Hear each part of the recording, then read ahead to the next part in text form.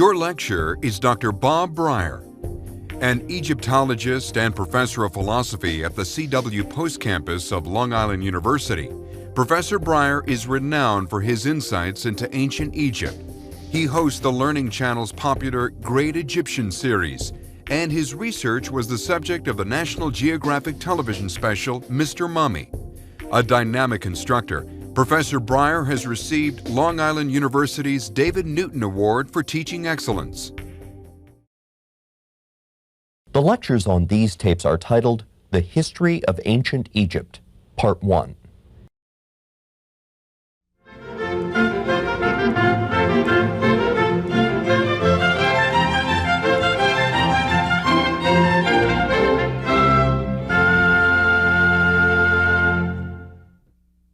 Hi, I'm Bob Brier, and we're going to be together for 48 lectures, so I think it might be a good idea to convince you that you did the right thing.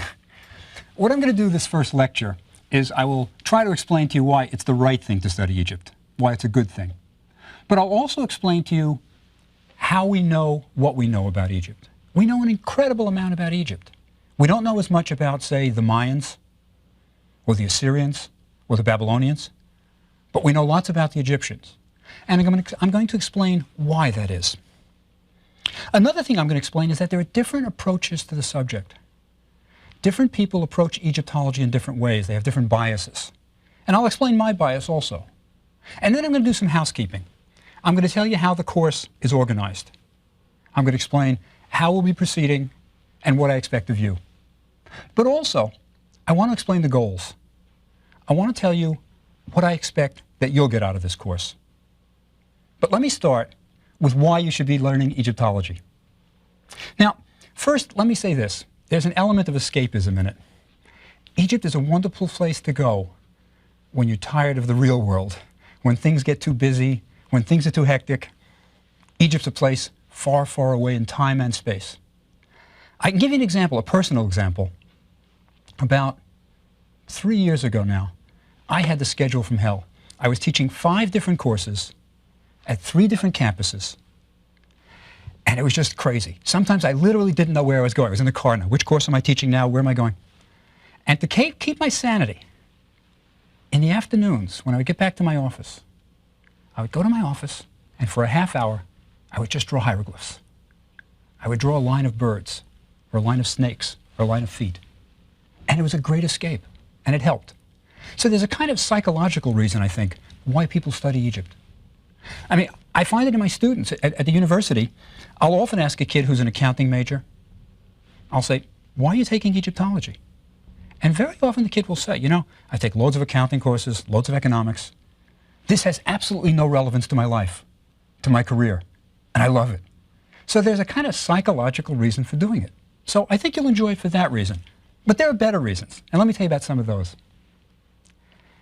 Ancient Egypt was the most advanced civilization in the ancient world. Now, there are some people who would disagree with that. The people who study Sumeria, for example, Samuel Noah Kramer was a great scholar on Sumeria, and he wrote a book called History Begins at Sumer, right? And where he outlined all the things that begin in Sumeria. He was wrong. History does not begin in Sumeria. It really starts in Egypt. But that's a bit of my prejudice. But let me explain why Egypt is so special among the cultures of the ancient world. There are so many firsts in Egypt that we all know about that makes Egypt unique. For example, the Sumerians did not build the pyramids of Egypt. The Sumerians did not build the incredible temples we see. The Sumerians did not do medical science the way the Egyptians did. There are loads of firsts in ancient Egypt. That's why Egypt's important. For example, religion. Most people are shocked to learn that monotheism, the belief in one God, is first presented by an Egyptian pharaoh. Monotheism starts in Egypt. Or, for example, mummification. It's the Egyptians who perfected the science of mummification. Or Egyptian mythology. No mythology is as rich as Egyptian mythology. I mean, Egypt is incredible. I mean, for example, the Greeks, right? The famous Greeks, the ancient civilization. The Greeks revered ancient Egypt. If you read Greek historians, they all say the same thing. We got our civilization from Egypt. They wanted to trace their lineage back to the Egyptians because the Greeks were sort of Johnny-come-latelys on the scene compared to the Egyptians. You know, you're talking about the Iliad, the Odyssey, maybe being composed around 900 BC. The pyramids were built, you know, a couple of thousand years earlier. So the Greeks always wanted to trace their, it's like, you know what it's like? It's like when people want to trace their heritage back to the Mayflower. My ancestors came over on the Mayflower. That's what the Greeks did with Egypt. I mean, there's even a wonderful story. When the Greeks were holding the Olympiad, they wanted to figure out how to make it fair because there were foreigners who wanted to participate in the Olympiad, in the Olympic Games, and they figured, well, you have Greek officials, Greek officials. How would it make it fair? They might be biased toward the Greeks. So they sent a committee to Egypt because the Egyptians were wise in philosophy. And they asked the Egyptians, how do we make it fair? Right? So the Greeks really wanted to trace everything back to Egypt. So, I mean, there's nothing like Egypt. Let me say another thing. If you asked the ancient Greeks, where did you learn to build your temples? They all said the same thing. We learned to build in stone from the Egyptians. The first building in stone in the history of the world is an Egyptian building. We'll talk about that later. So there's plenty of reasons for studying Egypt. Another reason is I think that Egypt is somewhat mysterious. People look at the hieroglyphs, you know, and they look indecipherable. They're not. They're not. One of the things I'm going to do with you, I hope, in these 48 lectures is demystify Egypt. But I don't think it'll take any of the wonder away from it, any of the grandeur of Egypt. But I'm going to show you what those birds and snakes and ducks really mean. But there is this mysterious aspect about Egypt that, I mean, this is why I think every person who thinks he's reincarnated thinks he was an ancient Egyptian, right? They were never a shoemaker in Brooklyn, right? They were always an ancient Egyptian. So I think that there's this mysterious aspect about Egypt that also draws us to it. And then there's the art. There's nothing like Egyptian art. You know, think about it. You know, you go into a museum and you look at Greek art. And I'm not demeaning Greek art. It's wonderful. The wonderful craters, the large pots, Cycladic idols are very stylish, terrific. But it's just not Egyptian art. It's not that colorful, vibrant. There's something special about Egyptian art. And we'll talk about that later too. So there are plenty of reasons why we should study Egypt. And that's why I think you're going to enjoy it. But let me move on. Let me say that there are various approaches to how to study Egypt. And it's important that you understand these different approaches because they're biases. And I have my bias, and I'll talk about that. The first is what we call the philological approach. Now, philological comes from two Greek words. Philo, which is love, and logos, which is word. It's the love of words. The philologists are the language people. These are the translators. These are the guys who take a really tough text and can translate it. Now, all of us, when I say us, I mean Egyptologists, we can all translate hieroglyphs moderately well. But when you get a really tough text, we go to the philologists. And there is an approach towards the history of Egypt that's philological, through the language. Sir Alan Gardner, great scholar of the 1930s, 1940s, was a philologist. His specialty was language, hieroglyphs. He wrote a history of Egypt. Right? A solid history, lots of good stuff in it. But it's mainly through language. I'll give you an example of how you figure out the history of Egypt through language. Take one pharaoh's name, the pharaoh Montuhotep, made up of two Egyptian words. Montu, which is the war god. Right? Montu was the war god. And Hotep means to be pleased. This is why you get lots of pharaohs whose names are things like Amenhotep, right? Montuhotep. So it means Montu, the war god, is pleased. Now, as Sir Alan Gardner points out, that tells you something about the times. Why name a kid Montuhotep? You know? It means there's war, and you want to be in favor with the war god. So just from the name, we can get an idea of the political times. You know? So there's a philological approach, mainly through texts and analyzing language of trying to figure out history. And it's a legitimate approach. It's not mine. I'll tell you the one drawback. Sir Alan Gardner's book, you know, it's very solid, as I say. Lots of good information. It's unreadable. I mean, it's deadly. And I always think, when I look at Alan Gardner's stuff, I always think of a man named Weigel. Arthur Weigel was the inspector of antiquities in the Valley of the Kings when Tutankhamun's tomb was discovered. And he's the best writer on archaeology that you'll find. In the preface to one of his books, Arthur Weigel says, "It's the goal of the archaeology writer to make the dead come alive, not to put the living to sleep." Right? And I think he's right. And this is why I have my approach. And let me explain what my approach is. In my approach to history, I try to emphasize events and the people who made those events happen. We're going to go through Egyptian history learning events and the people involved. I think that's probably the best way to do it. There's just something about people that makes the past come alive. Once we realize that these were not just abstract kings, but real people with the same kind of emotions we have. Ramses the Great, when he went into battle, he was afraid. Don't listen to what he put on his temple wall. He was probably afraid. So I think there are lots of different approaches, and I'm going to try to take the broadest approach. But let me tell you one other approach that I think is also legitimate, the art historical approach. Now, this is the approach that's usually taken by art historians, people who are specialists in art of ancient Egypt. They're usually museum curators. These are the people who are happy in their museums and don't go to Egypt that much. They don't excavate. They're happy to have, say, the objects, the art brought to them. And then these are the people who can look at a fragment of a statue. They can look at, for example, the way the mouth curls downward, just a little piece of a statue, and say, ah, look at the way the corner has a drill mark. That didn't start till the late period, so we know this is probably 750 BC or later. Or they can look at an eye, and just from the eyebrow, they can tell you roughly the period, maybe even the pharaoh. And many of these people, when they write their articles, it's reconstructing the history of Egypt through the art. Now, let me say something about the art, because it's amazing how central to Egyptian culture the art was. Now, let me try something out on you that I think you've probably never thought about.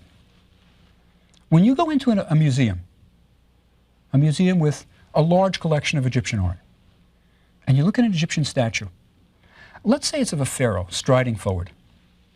If that statue was carved in 2500 BC, you look at it and you say, Egyptian.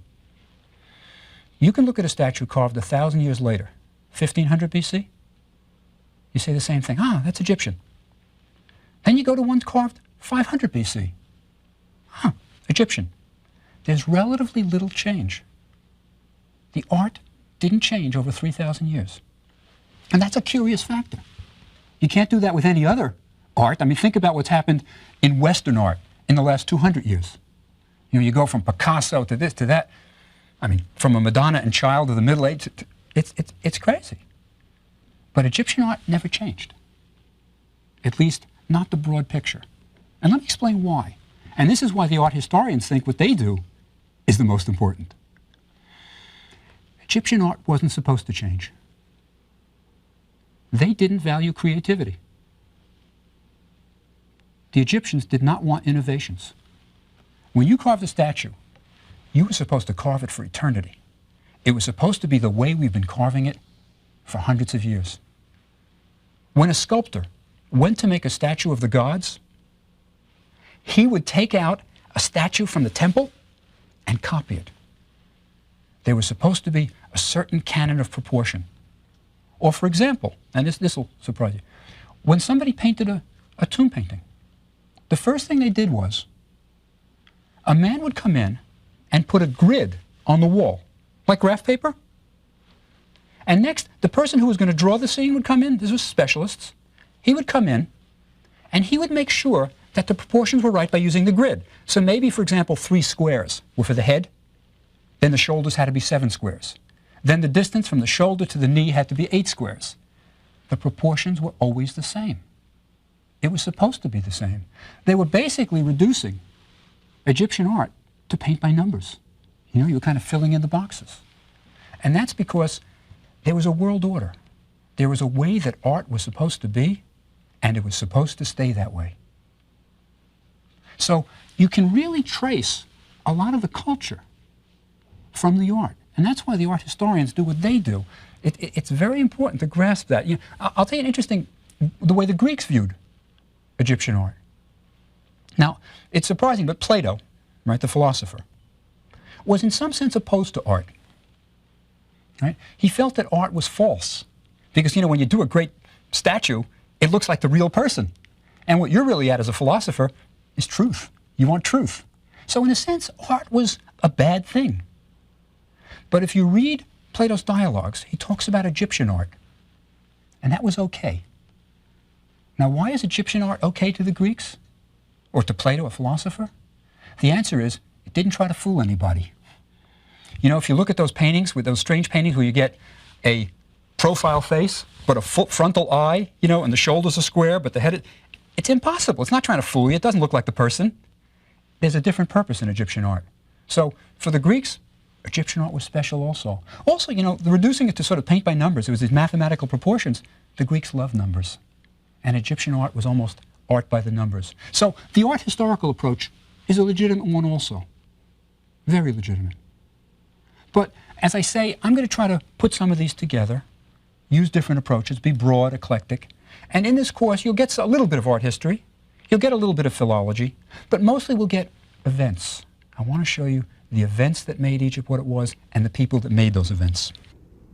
Let me tell you about how we know so much about ancient Egypt. As I said before, we don't know that much about the Mayans, and they're more recent. We don't know that much about the Assyrians, the Babylonians, but we know an incredible amount about the Egyptians. And let me explain that. It comes from their belief in life after death. Right? It comes out of religion. The Egyptians were resurrectionists. That means they believed that the body, the physical body, would literally get up and go again in the next world. Now, if you believe that the next world is in a sense a continuation of this world, you're going to kind of do the same things you did in this world in the next world. If you believe that, you put all your energies into the next world, because that's going to last a lot longer than this one. So they built tombs out of stone to last forever. And on those tomb walls, they painted scenes so the gods could see how they wanted to be treated in the next world. So on the tomb walls, if a guy liked fishing, and many Egyptians loved fishing in the marshes, he would have a scene painted of himself in his boat fishing. If he liked playing games, right, and the Egyptians have a game similar to chess called Senet, he would have himself painted on the wall, moving the pieces.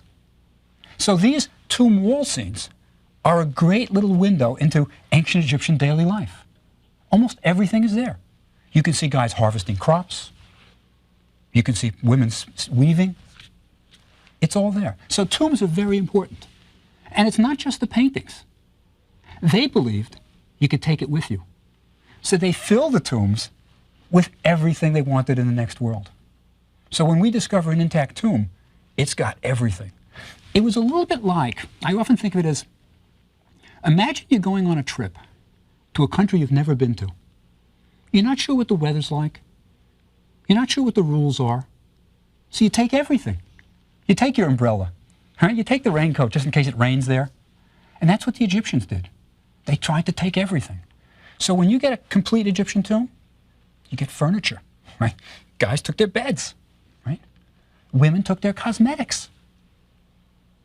The games. If you're a pharaoh, you could take your chariot. So Egyptian tombs are a wonderful source of daily life in the ancient Egyptians, right? So one of the reasons we know so much about Egypt is this belief in life after death. There's another great source of how we know what we know. Remember that the Egyptians had writing very early. So they left us a lot of written material, and that's important. And temple walls were like bulletin boards to the ancient Egyptians. If you wanted to tell the world something, you carved it on a temple wall, at least if you were the pharaoh. Now, what the pharaohs carved on the temple walls are a little bit surprising to our culture. Battle scenes. See, it kind of sounds funny to have a war scene in a temple. But remember, the Egyptians weren't into peace. They were on top of the world, and they liked to stay there. So they wanted a constant state of war with victory after victory. So when a pharaoh came back from a victory, he would go to the temple wall, and on the outside of the temple wall, he would carve the story of his victory. And these guys were really a nation of accountants. They listed everything. So you would get the number of captives, the number of people slain. You would get even the names of the Pharaoh's horses. We know the names of Ramses the Great's horses. I'll tell you that in another lecture. But they had everything there. So temple walls are a wonderful source of Egyptian history. Also, if the Pharaoh sort of want to get in good with the gods, he would list all the offerings he had given to the temple that year. So we will have a list of maybe 500, 600 different things that the Pharaoh gave to the temple. 6,000 jars of wine for the priests, 800,000 loaves of bread, 5,000 bolts of cloth, 16 vessels of sacred oils, so many rings of gold. So we have it all on temple walls. So temple walls are a wonderful source. And because of the climate in Egypt, those temple walls are still there. You know, you can go and see Karnak Temple, some of the walls, just when they were built. They look just like when they were built. So temple walls are a great source. And there's more sources. We have religious texts, because they were so religious. They wrote down their religion. I mean, the priests, that was the job of the priests. They wrote their religion. Now, one of the things about religious texts is they don't only tell you the religion, they give you an insight into fears, what the people were afraid of. For example, we have books of the dead. Now, a book of the dead was a guidebook of how to get to the next world. And these are long rolls of papyrus. Very often they have illustrations, paintings of the gods, and they tell you how to behave so you're going to get to the next world. They're collections of magical spells, and if you read the spells, you get an idea of what these guys were worried about. For example, there's a spell to get power in your legs. The idea was you've been mummified, you've been dead a while, now you got to get up and go again, so you better recite the spell for power in your legs. You have to recite a spell for breath to the mouth. There's a spell for making sure that your head isn't cut off. So there were spells for all occasions, and these religious texts give us ideas of what these people were thinking. They were just like us. Now, also, they didn't just put them on papyri. They carved them on their coffins. So we have what we call coffin texts, magical spells for the next world on coffins. So we have loads of religious texts, and that's another good source, and we'll talk about them also. But there's also literature. You know, I don't know if you realize it, but the Egyptians wrote short stories. They wrote fiction. And they wrote love poetry, too. There's a wonderful genre, love poems of the 18th dynasty. It's really great stuff. So there are plenty of good sources for us to learn the history of Egypt, and we've got to use them all. So I love to use literature. I love that. I mean, I just love reading those stories, and I think you'll enjoy it, too. But there are plenty of ways we have of learning about Egypt. Now, let me tell you one last source that I think is a good source. Other Egyptologists think it's a bad source.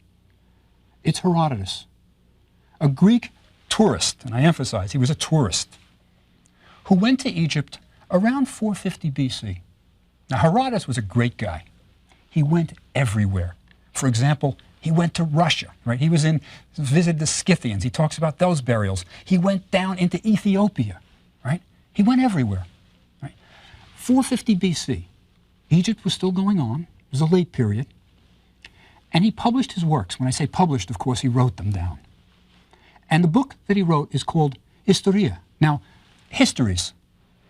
History is the Greek word for research, right? These were his researches. And we get our word history because this is the first history book in the world, right? So we call it history because Herodotus called it. But book 2 of his researches is all about Egypt. So that's a nice source. Somebody who was really there, an eyewitness account in 450 BC of Egypt, what was going on. Now, the reason I say some people don't think he's a good source, and we have to be careful with how we use Herodotus. Very careful. He didn't speak the language. He was undoubtedly working through translators, probably had a guide, like a tourist guide, and some of the things he was told weren't necessarily true. He has some strange stories that he tells. Really strange. For example, Herodotus says that carved on the Great Pyramid of Egypt was how many onions and breads and things the workmen were given for working on the pyramid. Now, it doesn't seem right. The Pharaoh's not going to build this great pyramid as his tomb and then say, all right, let's put the onions and breads that the guys were given. I think what happened was Herodotus was being taken around by this guide, who was probably illiterate, couldn't read what was inscribed on the pyramid, And they said, Herodotus says, hey, what does that say? And like most guides in Egypt, he made it up. Right? He said, oh, it says the bread and the beers. So there are many things that are inaccurate in Herodotus. But he's still a good source for many things. So he is one way we have of learning about ancient Egypt. And we'll be talking about Herodotus. But let me tell you a little bit about how we're going to organize this course, how it's going to work. As I said, I'm going to try to do it by emphasizing people. Now, let me say one thing about this person-centric approach, right? Sort of personalizing Egypt. There are two theories about what makes Egypt great. One of the theories is geography, that the Nile is what makes Egypt great. Now, as you probably know, the Nile overflows each year, overflows its banks. And as it overflows, it deposits rich topsoil that enabled the Egyptians to grow plentiful crops. And there's a tremendous consequence of this. If you can grow more food than you need, you can support a large number of people who don't contribute to your economy. And what large number of people are you going to support? An army. Egypt could support a standing army. Now, a standing army, at first, doesn't contribute to the economy. But once it marches out of Egypt, conquers foreign lands, and brings back tribute, then it's really helping the economy. So some people say that it's the Nile that made Egypt great. Even Herodotus, our tourist, he made the famous statement. He said, Egypt is the gift of the Nile. He meant that literally, that the Nile brings the soil, the very soil of Egypt, and deposits it. So that's one theory of what makes Egypt great, geography. Now, I'm sure it's more than that, though. I mean, it's part of it, of course. I mean, the Nile enabled them to support also not just an army, but priests. They could start having a whole leisure class who could do nothing but think about religion. So the Nile is an important factor, but also it's the personalities.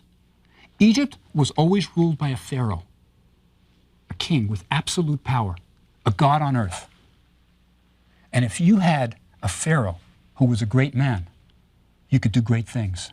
So that's why I say I think it's also the personalities, and I'll be stressing the personalities. But as we go through this history, we're going to do it chronologically. I'm going to start at the beginning, the very beginning. And we're going to go all the way down from building of the pyramids through the great personalities, and we'll end with Cleopatra, the last ruler of Egypt. Right? So we will go chronologically with some side trips. When it's appropriate, we'll do a lecture on mummification, for example, which is my specialty. You've probably gathered by now that Egyptologists come in different flavors. There are those who are the art historians who are interested in the art. There's the philologists interested in the language. Well, my specialty is really mummification, or more broadly, diseases in the ancient world, paleopathology, old suffering. I'm interested in studying mummies to try to figure out what the Egyptians suffered from. So we'll have side tours. We'll do a separate lecture, for example, on magic. But mainly chronologically. Now, let me say something about dates. Don't try to memorize them. You won't remember them anyway, and they're not that important.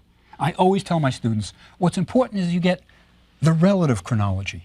In other words, it's important to know that the pyramids were built when Egypt was just beginning. That when Tutankhamun was placed in his tomb, the pyramids were 1,000 years old. Egypt lasted so long that they had archaeologists excavating in Egypt to figure out who did what, right? Or when Cleopatra ruled, Tutankhamun had been dead for 1,000 years. So what's important is that you get the idea of what came before what. Don't worry about the dates. They're not crucial. Now, I said the last thing I wanted to do today is tell you about the goals, what I hope that you'll get out of this course. And I have a few goals, right? One is, I would like you all, of course, to have a broad knowledge of Egyptian history, including, I want you to know something about architecture, about the religion, about the politics, how it was structured, right? But also, of course, and I'm not an art historian, I want you to have a better appreciation of the Egyptian art. What I would love is if at the end of these lectures, these 48 lectures, you could go into a museum, into the Egyptian section, and look at a statue and say, ah, idealized form, that must be Old Kingdom. Or, oh look, he looks tired. That must be the Pharaoh Sesostris. Or one of the Sesostrises. There were several who had that view. Or, look at that. Must be Ptolemaic. Must be one of the Ptolemies. So I would like you to be able to say, take a friend on a tour of the Egyptian Museum and just explain it all. And I think that's reasonable. But maybe the most important goal is I don't want it to stop with the 48th lecture. What I would hope is that after these lectures, you want to continue learning about Egypt. That's the important thing. And in the bibliography, I've got societies listed that you can join, publications you can subscribe to. There's an awful lot that you can do after these lectures. And that's my real goal, that I just sort of give you the beginning of the learning. With that said, let me tell you what we'll do next time. As I said, we're going to do it chronologically. We're going to begin at the beginning, and we will start with prehistory, ancient Egypt before writing. So I'll see you next time.